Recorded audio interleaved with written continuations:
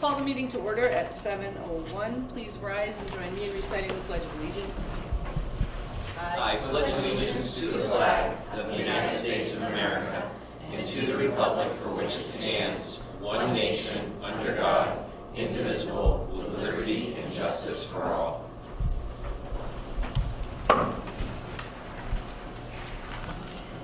All right, our first order of business is the approval of the agenda. Do we have a motion? Motion to approve the agenda. Second. Okay, all those in favor? Aye. Any opposed? The agenda is approved. Our next order of business is the approval of the open session minutes of April 8th, 2019. Is there a motion? Make a motion to approve the open session minutes of April 8, 2019. Second. Okay. Any discussion? Send edits to Kelly.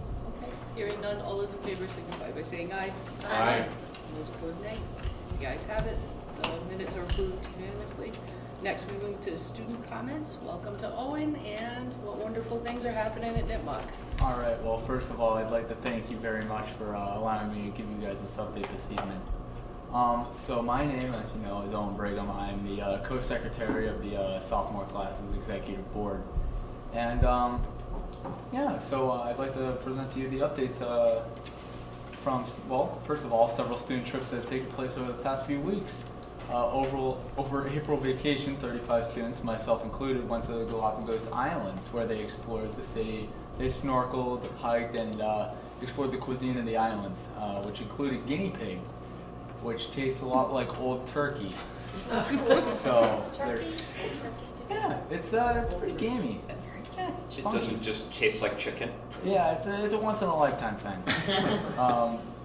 So last week, 4 students traveled with Mr. Gorman, to Finland for the innovative conceptual engineering design program. Students had the chance to present at the University of Eastern Finland, explore the city, visit the botanical gardens, try Finnish food, and collaborate with learners from across the globe. Some Nipmuc students who did not travel had the chance to present virtually in Finland through video conferencing. Students also traveled to Helsinki and even made a quick stop in London before returning home on Sunday. This past weekend, 16 students traveled to the DECA International Career Development Conference in Orlando, Florida. They'll be joining 20,000 students from all around the world to compete in their specific categories. The students qualified to compete at the international level by placing within the top 5 at the DECA State Career Development Conferences in March. They will compete in a variety of competitions, including case study presentations as well as comprehensive budget research projects. On Wednesday of last week, Nipmuc conducted a workshop for 32 students who were selected through a blind process to become Nipmuc's first Portrait of a Graduate Scholars. The Portrait of a Graduate Scholars program is a way to share the district's vision for the MURSD Portrait of a Graduate with the hope of telling the story of students' curiosities, interests, growth, and learning, provide a personal understanding of the portrait of a graduate, share the profiles with the community to build understanding and excitement about the future of learning in MURSD, and help our school and community explore the portrait of a graduate. During the workshop, each student captured their uniqueness and connection with the portrait of a graduate by writing personal bios, reflections related to the portrait of a graduate competency, numbers that tell their story, and a meaningful quote. Thank you to Ms. Duncan, who also spent the day with the group capturing students' unique personalities through personal photographs. Nipmuc is looking forward to sharing the profiles of these 32 Portrait of a Graduate Scholars in the upcoming months. Nipmuc is also excited to explore ways to expand this opportunity for reflection and sharing to all students. Finally, on Wednesday of this week, Nipmuc has 3 students graduating from the Blackstone Valley Youth Leadership Academy. These students successfully completed an intense 6-month curriculum, including topics such as motivation, goal setting, and time management. Community involvement is also a major component of the program, as each student is required to develop and carry out a community service project. We are very proud of their accomplishments. Once again, thank you very much for letting me share the student report with you guys. Thank you. Thank you. Appreciate it. Thank you, Owen. All right, next on the agenda, we have community comments. Is there a member of the community who wishes to present anything to the school committee? Okay. Hearing none, we'll move on to superintendent comments. Okay, well, good evening, everybody. Just as a reminder, I think we're looking at the 6th consecutive year, but coming up next week, a week from Thursday, the Spanish Immersion Program and the World Languages Department will be hosting the annual International Night. And it'll be from 5:30 to 7:30. This year's theme is Carnaval 2019, and it's an event that is open to all students in grades K through 8. And I know a lot of you around the table have been to it many, many years. It is an outstanding event, and I strongly encourage attendance. Second item that I have is just I was kicking around a couple days last week with Lori Holloway, who is here, to kind of share some thoughts and experiences. As you know, I think it was about a year ago, you approved the field trip to the Amazon. And it was a very large trip. I think we're talking, pushing 80 parents, students, and 77. 77, okay. And the accounts that I've received from both students and parents and staff members alike was that it was an absolutely amazing experience. So I've asked Lori to kind of just share a couple thoughts and maybe talk about what her thinking is as far as next steps. Yes, I've got some pictures to share, if I can just airplay this. What room number are we? It is this funny code DY3B3292 GNRM, of course, very simple. Do you see it? Yes.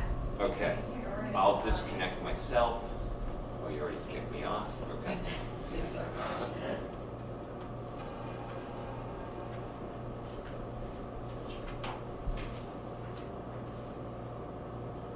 All right, good evening. My name is Dr. Mishak. Thank you so much for this opportunity to meet with you tonight. It was a little over a year ago when I brought forth this crazy idea to you. And luckily you gave us our blessing and we continued on this amazing adventure. So just some quick numbers for you. The trip launched on Tuesday, March 6, 2018. 40 people signed up the first night, and the trip was sold out at 80 people less than a week later. The final group consisted of 77 total travelers with 8 teachers/staff chaperones, 26 parents, 43 students, and the breakdown of that is 15 8th graders, 28 7th graders, with a almost 50-50 split male to female ratio. So I just sort of have 3 categories of some pictures to show you. Honestly, we could be here for hours looking at photos. It was an incredible week, super busy. We did some amazing things, but the 3 kind of themes that I wanted to just focus on tonight is culture, adventure, and global connections. So this is a picture of all 77 of us in Quito.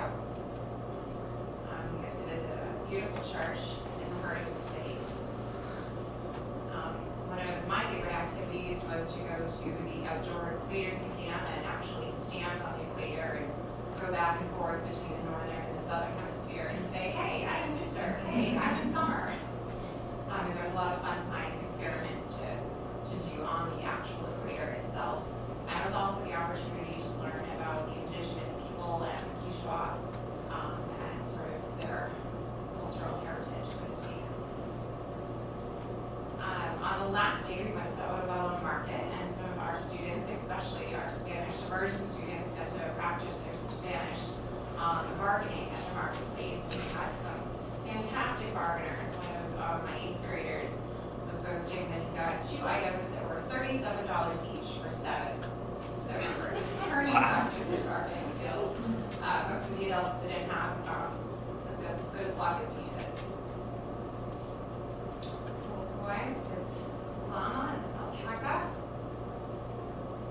chance to visit with a local family and learn about some of their things that they do. So this was her pottery workshop behind her house. Learned about some of their costumes and the ancient art of hunting with a blowgun. We all had a blast trying that out, and the kids were actually very good. It surprisingly wasn't that hard to hit the target. And this was an adventure only some of us tried. It was eating a grub.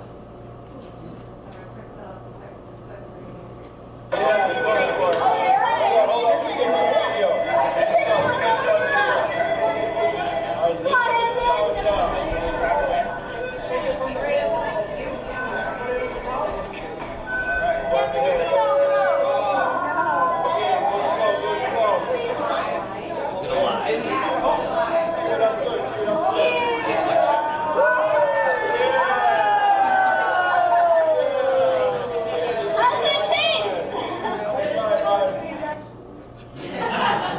He is back in school, and typically not one of those students with stomach ailments.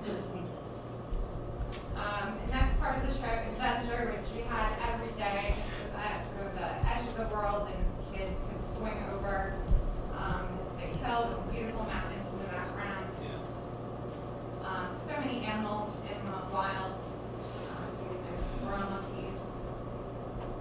These were the boats that we had to take to get to our hotel in the jungle. So that was very exciting to turn around the river bend and see our hotel up in the trees. Some of us chose to go zip lining.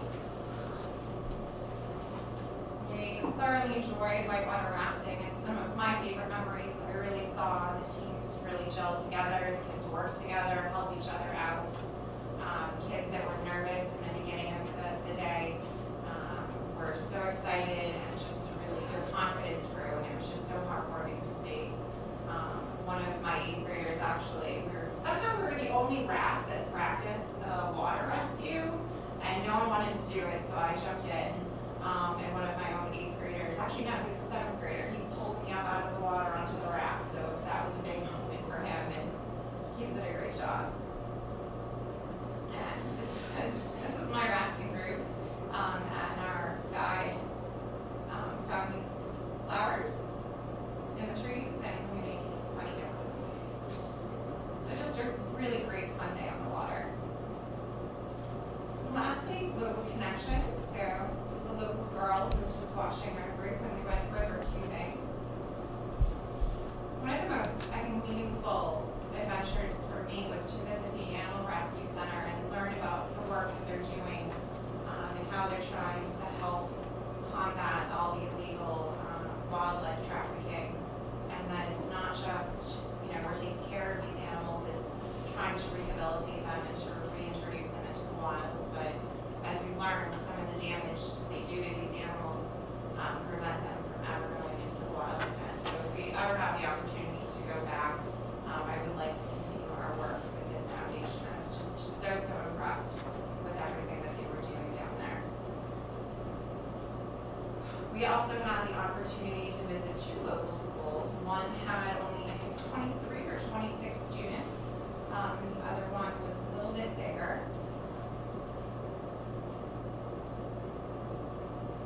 So our group really enjoyed interacting with the students, and we brought school supplies and stickers and toys, and really brought a smile to their faces and ours this day. This was snack time. I don't know, a woman with a wheelbarrow showed up on the field for the kids. So they were just great kids. They really made an impact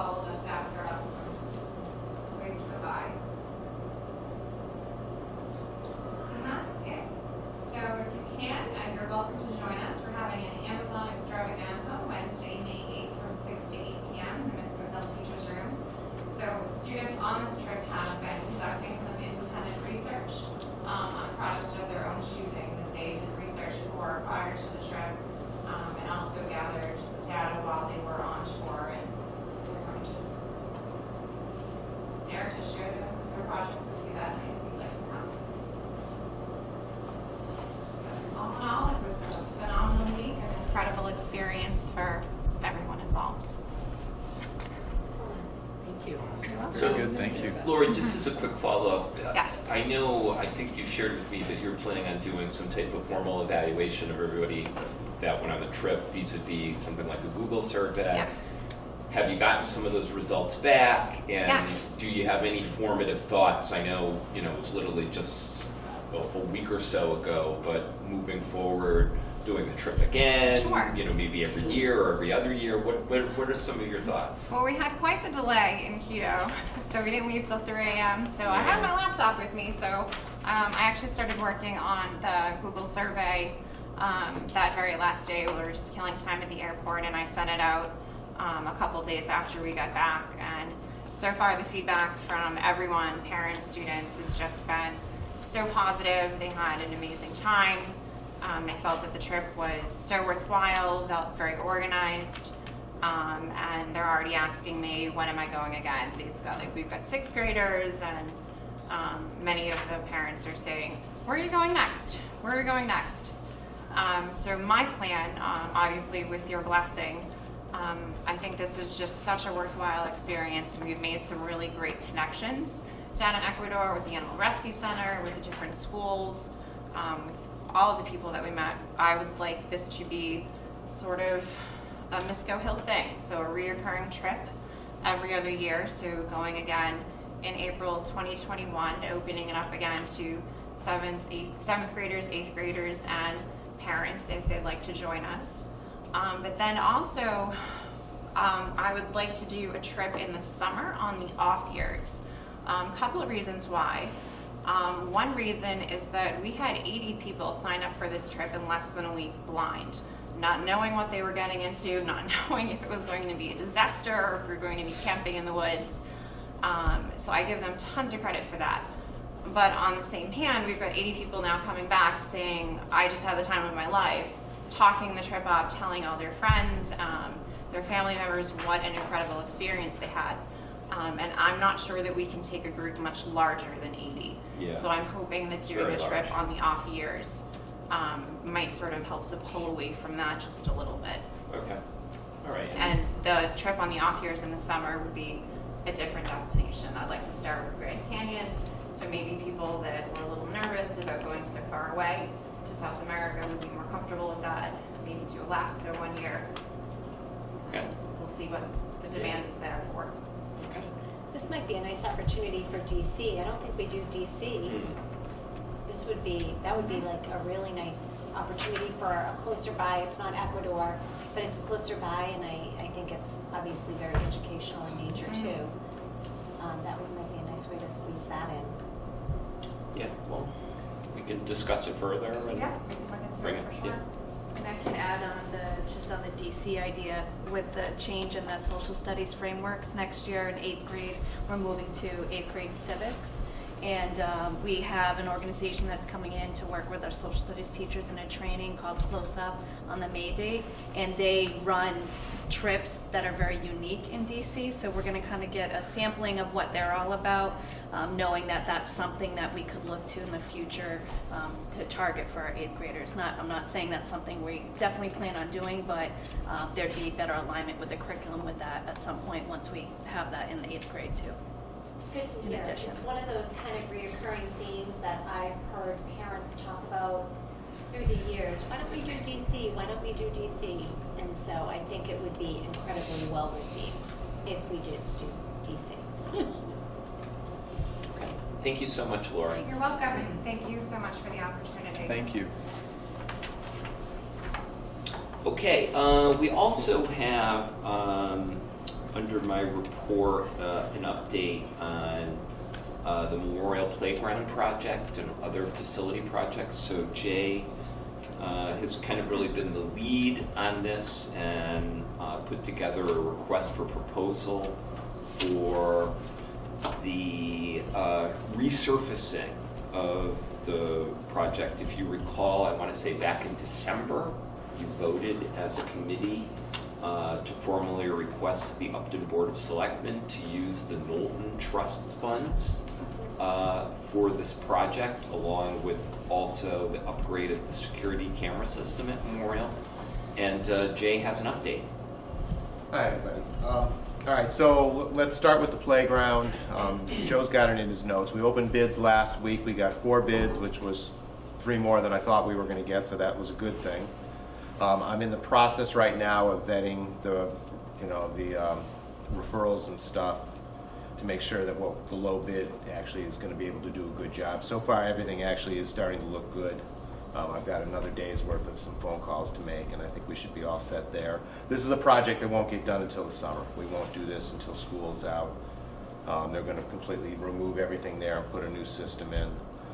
We're also meeting this week on Wednesday. Ken Schweinier and I are meeting with somebody who does inspections for ADA compliance, because that was, the Upton Board of Selectmen was adamant that we bring it into compliance if it's not. I believe everything is okay, but I will find out for sure on Wednesday. So that's the update on that. The cameras, we kind of added the security cameras in when I went to the Board of Selectmen. It was something that's come up. The system wasn't working, so we had to replace part of it automatically. They agreed to include that in our request for this. That was done over April vacation. Those cameras are in, they're up and running, everything is good on it. So that's the second building that we've been able to bring up into having, a decent set of security camera systems throughout the whole building. The other thing, and I didn't bring it with me, had we been at MISCO, I would have brought it out for you to see. We believe we have solved the MISCO Hill boiler issue, which is a good thing. And unfortunately, it turned out it was a needle in a haystack. It was a little metal coupling about this big that had a very small hairline crack right where it joined together, that you can take like a piece of paper and slip it in, but it caused the oil line to lose pressure, and that's what kept making the thing fail. But there was no leakage out of the crack? Or? No. Wow. No, it was so tiny. It was like the last thing we finally checked before we were like, we don't know what's wrong. And we found this. They replaced that little piece. Unfortunately, it was probably about a $20 piece. So after, all the expenses that we went through to try and get this thing running, it turns out it was something actually relatively minor, but that's the way it works sometimes when you're looking for a little tiny minute thing. We probably won't know for sure till next year, because we're at a point where the boilers are not running as much anymore. But since we've done this work, they've been running perfectly fine, nothing is shut down. So we're pretty positive about that. The Clough water treatment system, DEP just approved the design last week. We got a letter saying that they were all set. We start to work on getting prices on doing that work, and then hopefully we'll get that done by the end of this fiscal year. I'd like to. Because that has to take place. Other than that, facility-wise, we've got an issue. We had an issue here with the boiler. We have these like metal tubes that keep having to be re-welded because they crack. We've done about 8 of them over the years. We've done 2 this year already. We have to do another one there. Other than that, it's just routine maintenance stuff. We're starting to get things up and running for the summer. What else was there, Joe? No, that's it. That's it. Did I cover them all? You did. Okay. And Budget update. last but not least, you also have in your packet the year-to-date expenditure report. I think it's safe to say that we're not going to run anything more in the snow and ice line. You say that, but my brother who lives in Denver has got about 8 or 9 inches of snow today, so thanks a lot, Joe. Stop it. It's still going to be very tight when it's all said and done. After the cost that we've incurred with the boiler at MISCO, the water treatment system, the various maintenance things that we've gone through, I think we're going to struggle to get through this year, and it's going to be a very tight fit. I think we'll be fine, but much tighter than I like it to be. I always tell people I like to come in 1% under budget. I don't think that's happening this year. I think we're coming in at budget. But we've got about 7 or 8 weeks to go in the fiscal year at this point. Any questions on that?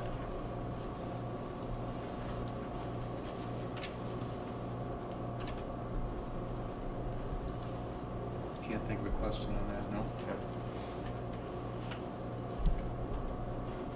Okay, that's my report. Thank you. Okay, next we move to subcommittee updates. Budget subcommittee, FY20 budget update. So it is my knowledge that some changes have happened within the state funding formula, but I defer to you, Joe, to explain that. Yeah. So within the last couple weeks, we've had the House first put out its House Ways and Means budget, and then the final budget was approved by the House just on Friday. And as I say in my background notes, to say the least, it is grossly disappointing. The House increased the minimum aid per pupil to $30 per student. If you recall, in the governor's budget, it was $20 per student. So in that, we gained an additional $22,010. The regional transportation was increased statewide to by adding an additional $5 million to it, and estimating the reimbursement rate to about an 80%. So with that increase, we are seeing an increase, at least on paper, of another $21,756. So the net increase from the governor's budget to the House budget is $43,766. And I included, straight off DOR's website, in your packet, the cherry sheet. I think the overwhelming majority, if not all of my colleagues, have the same disappointment in the House budget that we do from our perspective. I know a lot of you, if not all of you, are on the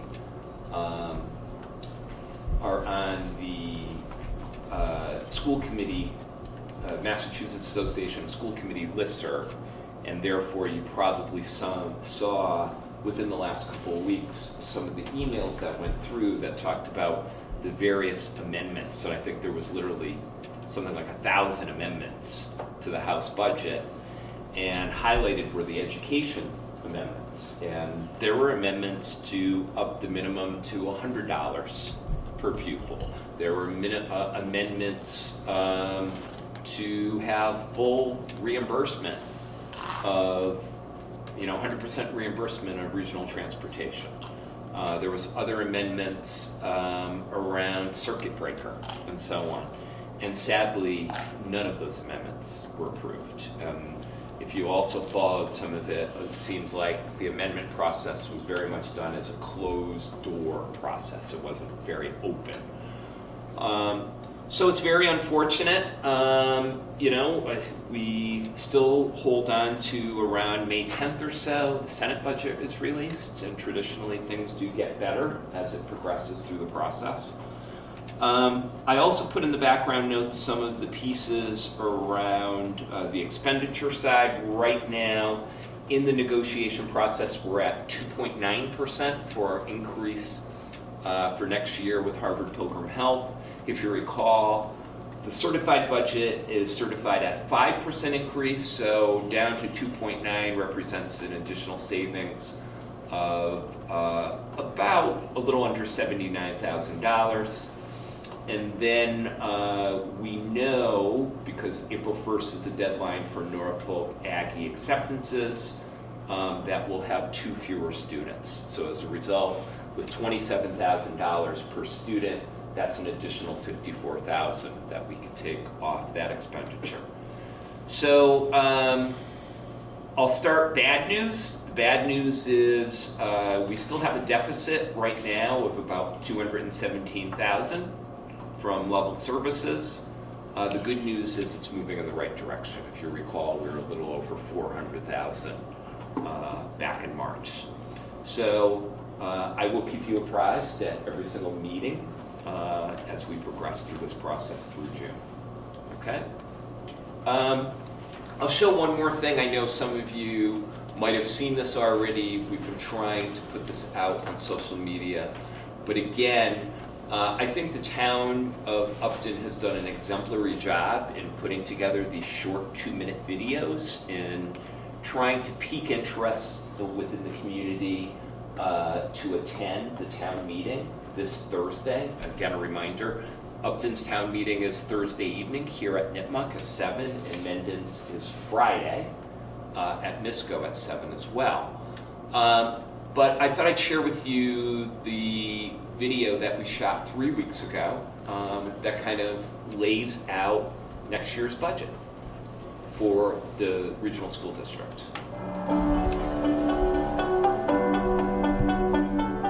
Hi, I'm Joe Maruszczyk, proud superintendent of the Mendon Upton Regional School District. I'm here to say thank you for all of your ongoing support. Because of your support, our district and our students have never performed at a higher level. From awards and accolades, such as the district being named as an AP Honor District by the College Board, to our district being a Green Ribbon District by the U.S. Department of Education, to Nipmuc Regional High School being one of Newsweek magazine's top 500 high schools across America. Never have our students done better academically, in extra and co-curricular activities, and on the athletic playing field. And it's because of your support. We are deeply committed to the vision of a portrait of a graduate, as detailed in our brand new strategic plan, Inspire. We want all of our students to have deep and powerful learning opportunities so that they are mindful learners, global citizens, solution seekers, effective communicators, inspired innovators, and skillful collaborators. These are the essential competencies that all of our students need to be successful in a 21st century economy. The proposed FY 2020 MURSD budget is $36,262,281, which is a 2.57% increase over the current year's budget. It is strictly a level services budget that is keeping in place programs, services, and staff that we currently have. Unfortunately, the district continues to be in a challenging place with regard to the state budget. As for FY 2020, we actually are receiving less state aid than we are in the current fiscal year. As a result, the onus for any operational increase falls on our two communities. For FY 2020, each of our communities has committed to funding the minimum local contribution increase. That is the minimum increase as defined by the state's funding formula. For the town of Upton, this is an increase of $592,741, or a 5.33% increase in the operational assessment. I realize that this is a significant increase. However, we have a challenge with state funding, as both of our communities, Mendon and Upton, continue to be below something known as target share, or the percentage that the state funding formula says that each town must contribute to public education. For more information on this and the entire MURSD budget, please go to our website, www.mursd.org. As always, thank you for your engagement and thank you for your ongoing support in helping us fulfill our mission, empowering all learners to thrive. Thank you.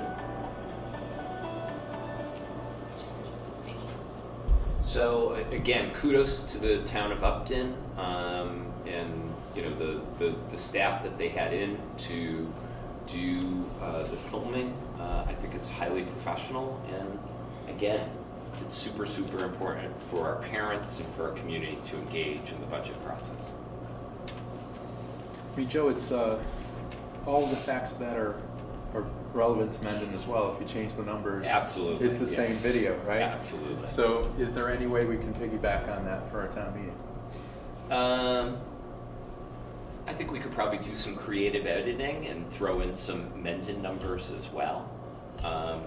The husband-wife team that did this live in Upton, and they've been, their kids have gone through the system and so on, so I'm sure we could work something out. Okay. Yeah. All right, thank you. So we'll move on to new business. I believe we're going to hear from Dr. Cohen with social emotional learning, and where's Dave?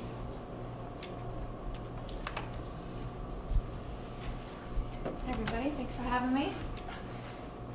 Nothing I like more than talking about SEL, because we've been doing a lot of work this year, and it particularly recently we have some meetings coming up, so there's lots to talk about.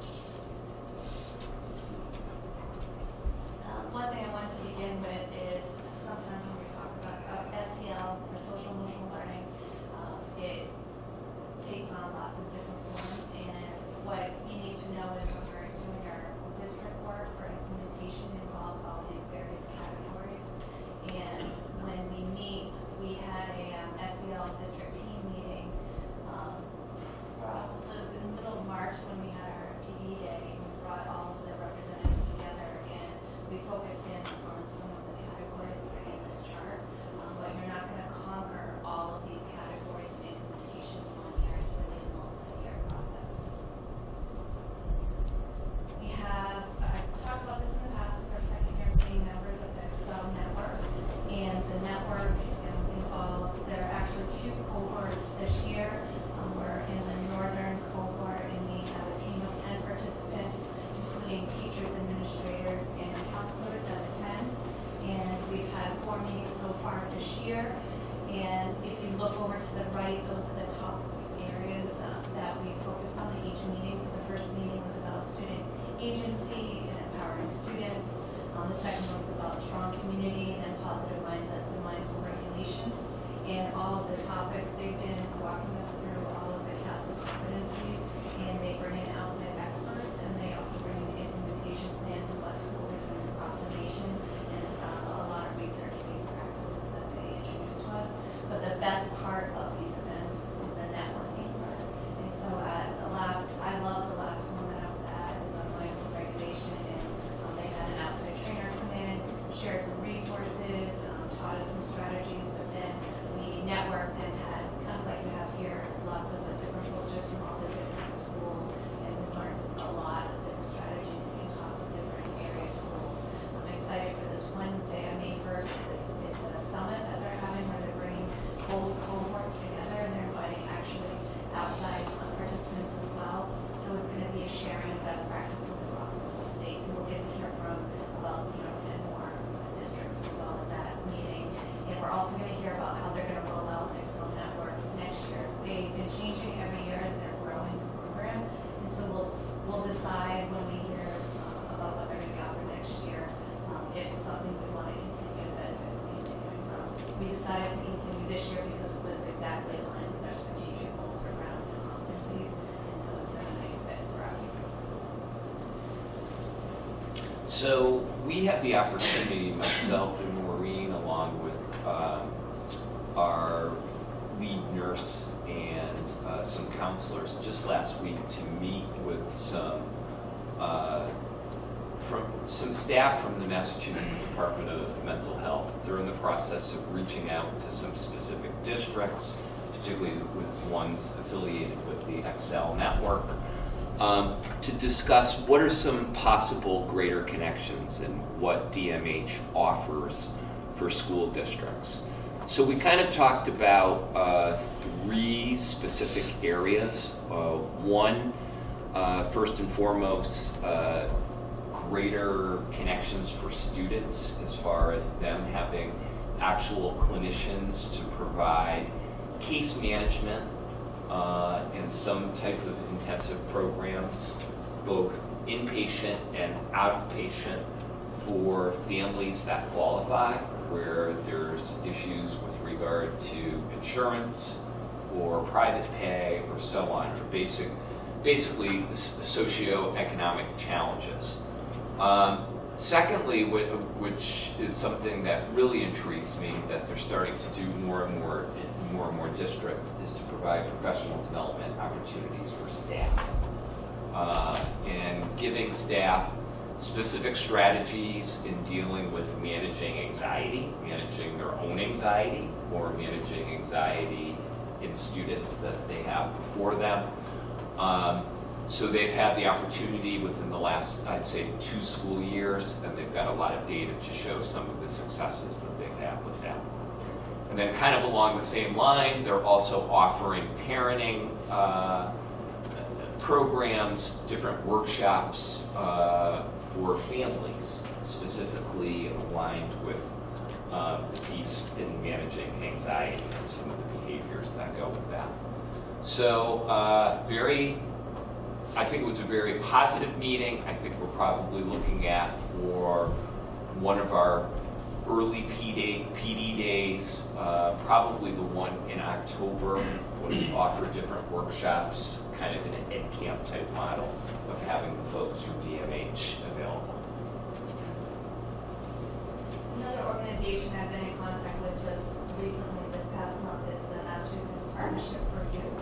And they have reached out to me because we were sending, let's say, about 10 of our staff members to one of their conferences, and they reached out to let us know that if you're a member and you pay a membership fee, you have the ability to send any of your teachers, counselors, staff for free to the conferences, and they offer other services. So you pay a membership for a whole year, but it would probably be worth it considering like when I looked into, for example, a lot of staff members to some of their conferences. And so what it is a nonprofit organization, and it works with increasing the health and safety of students. They have a lot of speakers that will come out and do presentations for students, for training for staff, and also presentations for parents as well on various topics. And they also have these regional conferences that you can send people to, and they have specific youth programming as well. And you, as a member, you can receive up to 5 free in-service workshops each school year. So if we were to become a member of this group, and then we can bring them in on some of these days where we want to offer some workshops. I know in previous school districts we've had some of the speakers in, so I've seen they've been excellent, and so it's something we're pursuing to learn a little bit more about next year. Today I got to spend the day with our wellness curriculum review team. If you recall, we have 2 curriculum reviews going on this year. It's the start of a review cycle. So we have social studies, which was met with them last Friday, and wellness curriculum review team met today. And they're currently looking at the health, wellness, PE, SEL curriculum program. So it's a mixture of our health teachers, PE teachers, and our counselors who are working on it. They are in the final stages of their self-study report. And our goal is to finish the reports for both social studies and for wellness by the end of this year. And then we'd determine if we would give the presentation to share the report with you here at one of our end of year meetings, or if we run out of time, we'll do it right at the beginning of the school year next year. But a piece of it is to say, what are we doing well, to share what our current programming is, but also to identify opportunities for growth and establish some action steps for the next few years. And then the next year, we'd initiate review teams for other areas. But we spent a lot of time on social emotional learning today, did a couple activities with them in addition to their work on the self-study report. And so they've been a great group to work with. We also brought together, I mentioned this earlier, at our March date, our SEL district team. Basically, we've had representatives doing work around different aspects of SEL. Remember that original image covers a lot of different areas. So we have members at our elementary schools and middle schools that are on PBIS committees. They presented on that in the past. We sent some representatives to SEL trainer trainings this year. So we have representatives from each of our schools attending that, and then representatives from our Excel network training. So we brought all of them together to have like a mini summit of our own in March. And the big focus of it was to review our school-wide implementation. We used a rubric, and this is just an example of one tiny aspect of the giant rubric that we went through on that day, where we assessed where we were at each of the buildings, ranking 1 through 4, what proper SEL implementation would be in all the categories. And with that, we're starting to develop some new goals for next year that we can work on. So if we go to the next slide, some of the areas we've already identified, and we're still working on it as well, is formalizing SEL school-based teams, and that would then come into that district team and make it more formal. To expand the PBIS implementation and data collection at the elementary schools, and we've done some initial work with PBIS at the middle school, but we haven't fully implemented it, and so we would be piloting that at the middle school next year. We also want to talk about increasing communications with parents about various SEL supports and providing resources. And a theme that's definitely popping up, interestingly, not only is it popping up in district, but when I go to my out of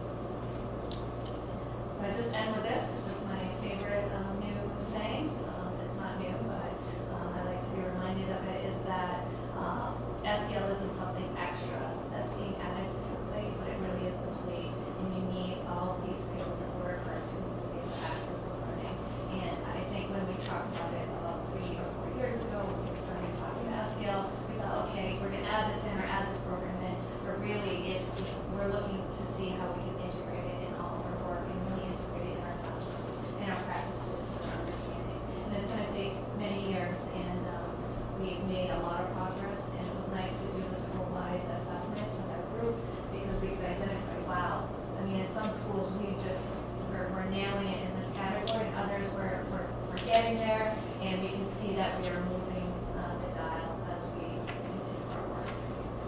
So thank you for that. This looks fantastic. Do you have a set of goals or milestones that you've set up, or is that part of the action plans we have for the strategy? Is that buried into the action plans, or is this separate? Is this being treated as a separate progress from the action plans that we have going on? Do you mean from the strategic plan? Yes. Yeah, so this is probably extra. We are already doing all of the things in the action plan, but then we brought all of those members who are doing all those together to say, okay, how well have we progressed, and then what do we want to do next year, and what do we want to dive deeper, or what's next? So we're the members that have been doing all of those steps and participating in those, we brought together for some What you planning. just reviewed for the, I don't remember which slide number this is, but it's the previous slide to this. Yeah. This looks like a fantastic synopsis of the action plan and the milestones that you have set up. Yeah, Right. this is future steps. Yeah, so it would be really nice to have some sort of timeline associated with this, so we can go back and say, we accomplished this is what we did. Yeah. Because all this stuff looks so important, it would be a shame to have it like, Oh, I think it That's the very goal. much will be part of the 2019-2020 action. yes, So let's do basically, that. what I do is pull all of, what progress we made and where they think we need to go, and then we bring it forward, and when we are working on those next action steps, we've already That's we've already fantastic. worked through that process. So that's a big part of Because having us do I that keep on, when I'm thinking self-assessment. about these things, I'm thinking about what can we measure as progress, as some percentage of progress toward our goal. I mean, it almost as you said, it's always incremental, it's never ending, I understand that, but is there something that we can highlight as making a goal or achieving or accomplishing something? Is there something we've already accomplished this year that we could highlight? It feels like we're a little, instead of measuring it and saying we achieved something, we're saying this is kind of loosely what we want to accomplish, and it's not set down in like a plan. See what I'm saying? Yeah, we don't have the plan yet. This Yeah. is we're still in. I mean, it. don't We're get me still wrong, this is developing it. fantastic. This But is realize in this current year's action plans, Sean, there are plenty of steps that are very measurable, very tangible, and a lot of them kind of speak to some of the work that's been done a priori Yep. to this. For example, the many steps in getting PBIS up and running Yep. at the 2 elementary schools is It's there's huge. a Yeah, lot of That's where different we had steps. the, Yeah. the That's greatest fantastic. successes when we measured, because when we looked at the rubric and measured school-wide implementation, or measured the fact that it's in our strategic plan, I mean, there are certain categories that we have accomplished in the last couple of years. And one of our main goals this year was to build staff understanding, just in general, and through the book studies, everyone was identifying that they have this general understanding about it. Now it's about how do we integrate some of the strategies, which is what we've been learning this year in some of the trainings. How do we implement it better in the classroom? And a big piece we're finding out is we need to know how to do it ourselves. Yeah. And that's what's coming up. And what's I found really interesting is that a lot of other districts are saying the same thing at the meetings. They're saying, well, our teachers need to learn how to do it themselves as well in order to practice it in the classroom. So we're going to try to see how we can give some of those strategies next year. It's when I started getting involved with all the school committee, I guess you'd call it the meetings and the culture around it. It's really the culture. When I started to realize what social emotional learning actually meant for the students, it's mind-blowing. And unfortunately, I think we tend to bury it in terminology which is not immediately accessible to the general public. Mhm. So what you end up saying is, I'll say something like social emotional learning to someone, and their eyes glaze over and they go, you're talking school speak. But this is incredibly important stuff. This is stuff that impacts our kids' ability to learn and really develop into human beings. So anything we can get out there that really highlights that we're doing great work here and shows that we're making progress according to a plan would be very helpful. I mean, everything you're doing is fantastic, Maureen. I wish we could put it in something that would have a very good impact on our public, so that they know that we're investing in something real here. Great. I just had a quick question on the DMA PH connection? Is that something that we're exploring? Is that like happening? Just had a meeting and we're not sure where it's going? No, I would say it's definite. There's strong interest in working with us, and we've committed at a minimum to next steps of bringing them in for PD for staff. Also, Carrie Fagan and Leslie McGinnis were with us as well. And as far as them identifying specific cases that they knew of, specific students and families that they'd really like to make that connection for some of their specific clinical programs, that is also a tangible next step that's coming out of it. As we learned, they can consult with us on student cases and can help with that case management and what resources are out there. And so immediately, Carrie Fagan said, I'd love to be able to connect and connect the people that we talk to with the rest of the counselors, so then when they have student team meetings and need extra supports, they'd be able to consult, which is a great resource that we didn't know existed. Yeah, that's so that was great to be able to be in contact with them for that purpose alone. And that would be like in conjunction with some of the existing resource partnerships Yeah, we have in the community? to be very honest, Vicki, I see it as another piece of the puzzle. I can't honestly say it's a big piece of the puzzle or is it a really microscopic piece of the puzzle. The opening part of the meeting is the director of the Central Mass office introduced herself to us, and she showed a map of her region. And it was literally like the entire central part of the state. And when you see a map that shows all the outlines of all, she's like, well, yeah, it's a little challenging because it's 62 different communities. And I automatically thought, like, really? I mean, you got to be kidding me. But she spoke very passionately, had a lot of handouts with regard to specific programs. And I think if we try to have very focused, specific functions, again, I think it could be a piece of the puzzle. We're using Riverside a lot. We're using community impact out of Whitensville and so on, but they're also really stretched. And, I have no illusion. I know DMH is probably also very stretched, but if we can have some specific things that we can plug them into and target them, I think it can be successful. I just wanted to be clear that it's an additional resource. It's not replacing any of the No, work. absolutely Yeah. not. No. For sure. Yeah. The PD for staff, I think, would be a good piece to It's a good start. Yeah. start with. Can you say that again, Dorothy? I didn't hear you. The PD for staff. Oh, yeah. Yeah, I was thinking the same thing too. It's kind of like the plate under the plate. Yeah. It really is. It's like, how do you expect your staff to provide all this fantastic SEL curriculum that's integrated when they're falling apart? If they're stressed. If they're stressed. Because It's they're the plate under the plate. Yeah, I love that that's included. And I agree with your point too, Sean, that this is amazing work that we're doing, and it's integral to all the other things that are on the plate. And we need to get that message out there so parents know we're doing all this amazing work with their students on a daily basis. But then, kind of to your point, Vicki, too, like when there are issues and we need resources, part of this is a bigger, another puzzle piece to make sure that our kids are getting what they need.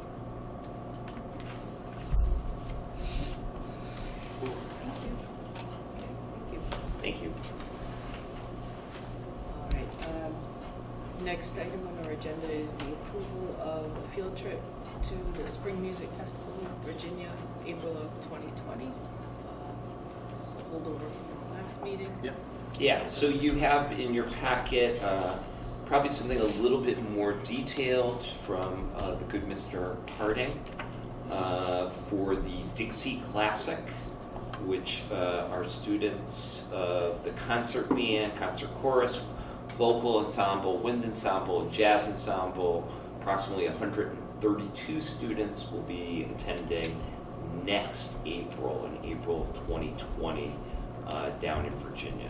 And the costs are there along with the tentative schedule.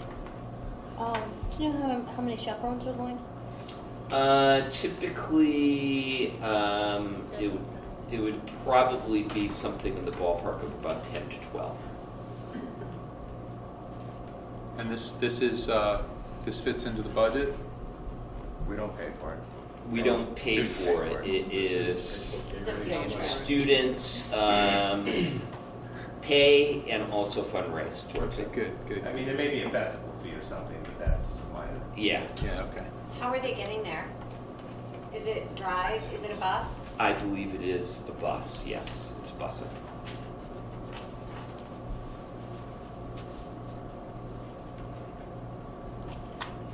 Motion to approve the Virginia music trip for 1920. I'm sorry, 2019. Or 2020 might work. April 2020, okay. We'll keep it in this century. Because if they're flying in 1919, it's going to be a big flight. No, keep it in this century. All right, motion's been made, is there a second? Second. All right, any further discussion? Hearing none, all those in favor signify by Oh, wait, I have saying one aye. more discussion topic. Oh. I just Oh, want an can we- advertisement can here. we- well, yeah, Oh, okay, let's okay, just go ahead. Approve, Okay. Okay, so, all those in favor signify by I saying received it. aye. Aye. All those opposed, nay. The trip is approved unanimously. Take it away, Mr. Nicholson. All right, I would Two like to announcements. advertise that our students in the wind ensemble have accomplished something very special this year, something we haven't been able to do in our history of the school. It's getting a gold medal at the MICA competition, and they've been awarded a chance, or they've been awarded a time slot to perform at Symphony Hall in Boston. And that's coming up this weekend. It's a public concert. There's no entry fee or admission fee. You can go and see it if you want, and I think it's a fantastic accomplishment, and it's something that really, our school stands out at having a music program that excels in almost every way. How many of our ensembles have gotten a gold medal at this point? I think the jazz ensemble's gotten it. Now we have the wind ensemble. It's a really important accomplishment. It's, for lack of a better way, it's like it is like the Super Bowl of wind ensembles. I mean, it's a really special event. So, So just to add, so it'll be at Boston Symphony Hall, and we're slated to go on anytime between 12:50 and 1:20. and I think there's plenty of very good groups going to be there for the Yeah. whole day. So, And we're on for about 30 minutes. yeah, good. So very Fantastic. great experience for our kids. Congratulations. Thanks for bringing that up, Sheila. No problem. Okay. Next, we have unfinished business. Is there any unfinished business to attend to? Hearing none, we'll move on to correspondence.